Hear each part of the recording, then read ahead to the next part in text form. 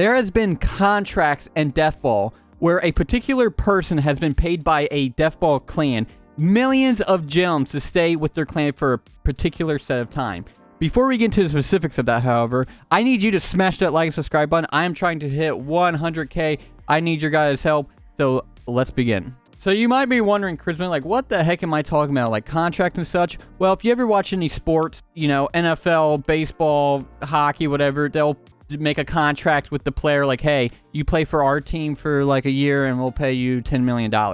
Well, I noticed in the Bank clan, they paid someone a lot of gems to stay with them for a certain amount of time. So we're going to look at the specifics of that. I really like the concept of contracts because, like, when war clans come out and such, or war battles, or whatever it's called, war rooms or something, and I would assume that other clans can go against each other, it would be safe for, you know, clans to just pay people, you know, either 100,000 gems, 1,000,000 gems, for whatever period of time to exclusively have them on their team. So when they go against other clans, they will know for a fact that those members will not leave like last minute and such like that.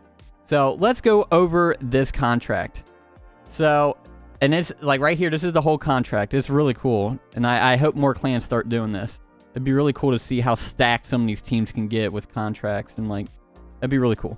So, amendment to agreement contract. This amendment is made as of 5th of January 2024 to agreement entered into by and between Party A is the Deathball Clan Bank, and then Party B is Dark, who's the admin. I've done videos where he's helped me out a lot, so really cool guy. And then the parties hereby agree to amend the original agreement as follows. Party B acknowledges that the compensation of 18 million gems has already been paid to Party B. So, Dark has acknowledged that Party A, Bank, has paid him 18 million gems. 18 million gems. That's a lot of gems. Like, if I have 168,000 right now, that would take so long, even with the Gem Toki, to get to 18 million. It would be non-stop grinding for a hot minute. So, and with his 18 million gems, he could buy so many S-gem or S-tier weapons and such like that. There's some of them he can't because they're like 200 million, but a lot of them you can. And that's just a lot. And let's see. Party B shall continue to stay within the specific group of Party A until the end of the engagement period, 3 months as initially agreed upon. So for 3 months, only 3 months. It's January 5th to February 5th, March, and then April. So like, if I did my math correctly, like, he can leave April 5th, and then either another clan can pay him another 10 million, 20 million gems, or Bank can be like, hey, we'll pay you another 18 million, stay with us for 3 months. Or they might be like, hey, we will pay you 50 million gems, stay with us for a year. And then, so it's just like, you never know. So I'm really curious to see in the future if more contracts will come about. And it'd be really cool, because it'd just be like, each clan will be creating a safety net that, like, you know, their top 8 players in their clan are going to stay with them for 3 months, 6 months, 1 year, and between that time, they can, you know, they will have that security and going against other teams, and they don't have to worry about, you know, let's say they're going against a clan in 1 week, and next you know that their top player leaves and joins their clan or something like that, you know. So I think these contracts are really cool. Let's read on. All other teams and conditions of the original agreement remain unchanged and in full force, and witness whereof the parties hereto have execute this amendment as of effective date. Party A is signature accepted. That's the founder of Bank, and then it's January 6th. They do the date and month switch around compared to people in, you know, in the United States. But anyway, and then Party B is signature accepted. Deathball administrator Dark, and then yeah, January 6th. So, we're, you know, that's really cool.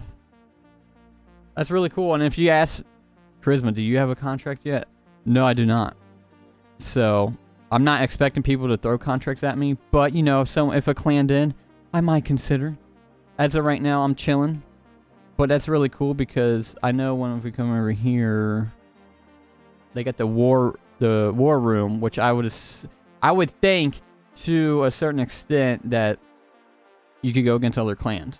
So hopefully they add that in soon, and then contracts will make a lot more sense. I get right now a little bit why to have contracts, so you can kind of just be like, hey, I got the admin in my clan for so long, and just kind of gives like a little bit of clout and such. But when there's war battles, it's going to make so much more sense to do contracts. To think of it from like a sports perspective, you know, if you have like the top player, you know, LeBron James, you want to give him like a nice 5-10 year contract with a lot of money, so you know for his 5 or 10 years no other team's going to get him, you know. So yeah, but let me know what you guys think. I think it'd be really interesting to see where this goes. I wonder if Deathball can make it easier to get more gems, because like 18 million gems is a lot. So like, you know, for clans to have, you know, for multiple clans to have the opportunity to pay that, I don't know, it seems very low at the moment, but that would be really interesting to see how that would go. My only problem is, I think contracts are cool, but my only problem with it is it can create like some kind of like super stacked Monopoly team, where like, you know, take Team Bank for example, they have lots of gems. So in theory, they could buy like, you know, the top 10 best players, just say, you know, theoretically, you know, with lots of gems, and then no other clan's going to have the top 10 players, and then when they do tournaments and such, they're going to be like the most stacked lobby ever, because they have the you know, capital, the gems capacity to be able to do that, while other you know, clans can't do that. So well, I'm really curious, you know, and excited to see oh crap, oh, that was close. I'm really excited to see where Deathball goes in the next few months, because I'm really waiting for that ranked mode. I'm really curious. You know, I think Sub said he's working really hard on it. I don't know if they took my advice or whatnot, but regardless, I hope they just, you know, they put their heart and soul into it, and they make sure it's the best that they can do.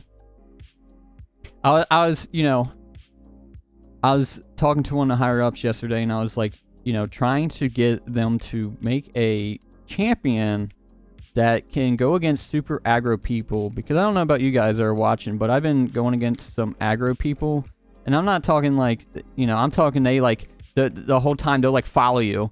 They'll follow you the whole time, and then they'll just get like right up close to you throughout the whole time, and then hit the ball and do damage, and it's like, and it's super annoying when people are like really aggro like that. Oh crap. Oh, I'm dead. But anyway, but it's annoying when people are just following you around and being super aggro, and it's just, so I was like, you know what? I reached out to one of the higher ups, and I'm like, hey, would it be possible, like, maybe look into like creating a class that can combat super aggressive people, because this game's really fun and a lot of casual players play it, and I don't want casual players to like stop playing the game because they get a lobby, you know, with a bunch of competitive people, and they can't do anything at all, and they're gonna be like, well, this game sucks. Hopefully if rank, you know, when rank play comes out, hopefully when that comes out, it'll kind of, you know, split off the ranked people into a certain section where they're mostly going to be playing ranked gameplay, and then most of the casual players will be in the casual, and we won't have that issue. But I don't think it would hurt to make a champion, because I'm looking at all these champions, and like, yeah, there's like some defensive ones, but like there's one, I don't know if there's any of them that are like really oriented towards super aggressive people, like right up in your face, you know, using an auto clicker kind of thing. So those are just my thoughts. I know the higher ups look at these videos, so I just want to try to give information and maybe try to make the game better, or give thoughts and perspectives. So you guys have a good one. Please hit that like, subscribe. I'll be coming out with more content. I'm going to try to do 1 to 2 videos a day, you know, try to just keep grinding and grinding and grinding. So you guys have a good one.